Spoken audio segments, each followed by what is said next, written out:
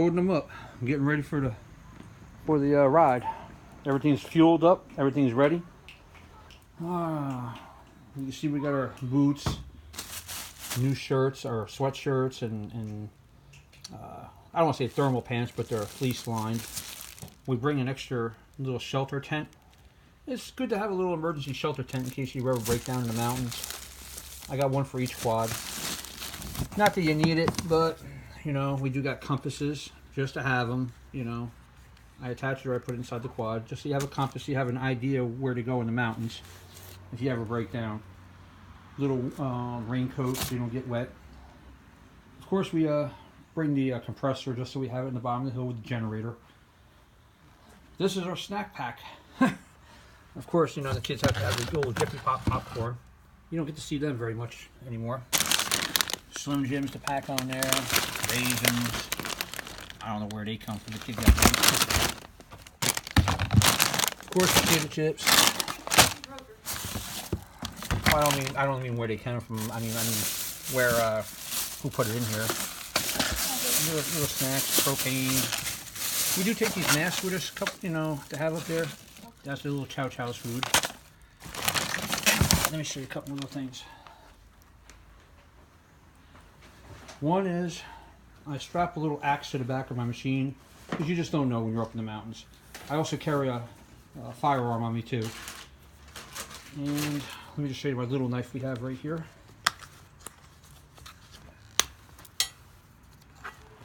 Could you hold the, watch your fingers, careful.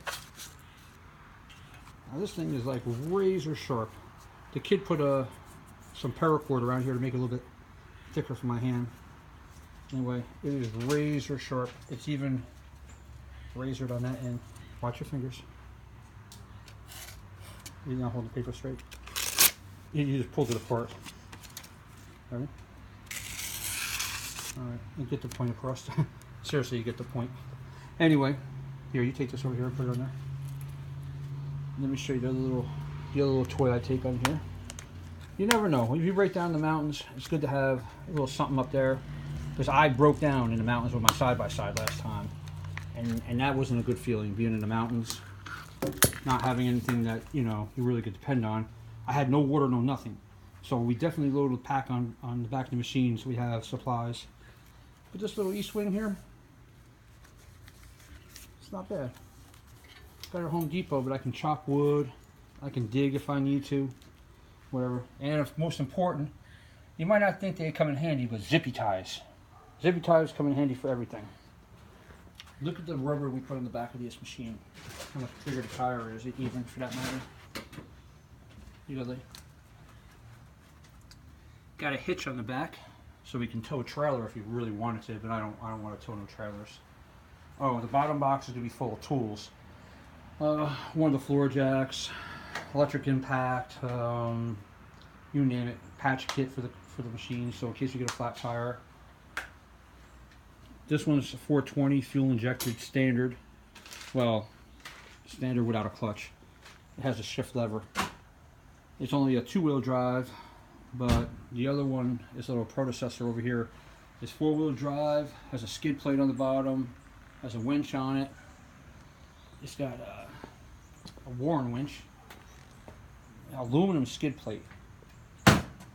Hooked up a little accessory right here so you can charge your phone if you want. And it's got a cordless remote for it. This is automatic or standard. You can go either way. It has a button so you can put it fully auto and just drive it like that, or you can drive it electronic by pushing the shifter knob or shifter lever on top. Let's go over to here. This is the big boy. This is the monster. 650 brute force. 2012. Believe it or not, I only have, I think, less than 500 miles on it. Bought this one brand new from the dealership.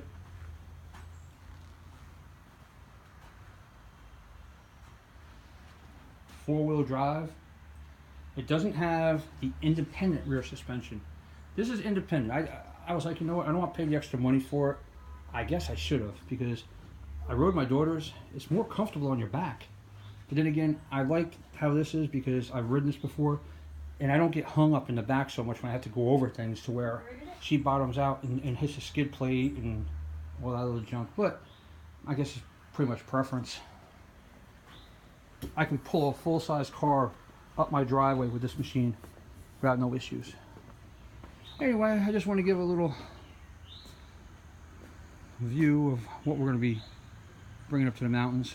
We're going to stack them just like that on my trailer.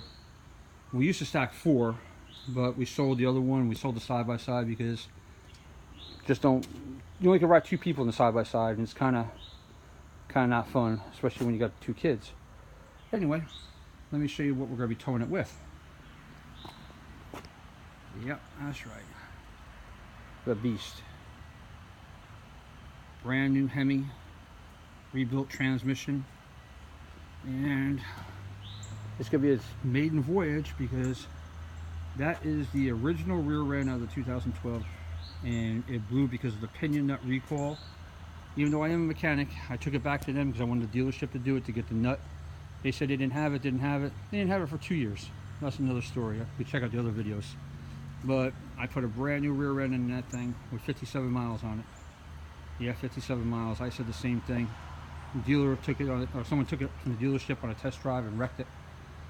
Not this one, the one I got the rear end out of. They sold all the parts online and got the paperwork to prove it. Got a good deal on it. All right, YouTube. Have a good day.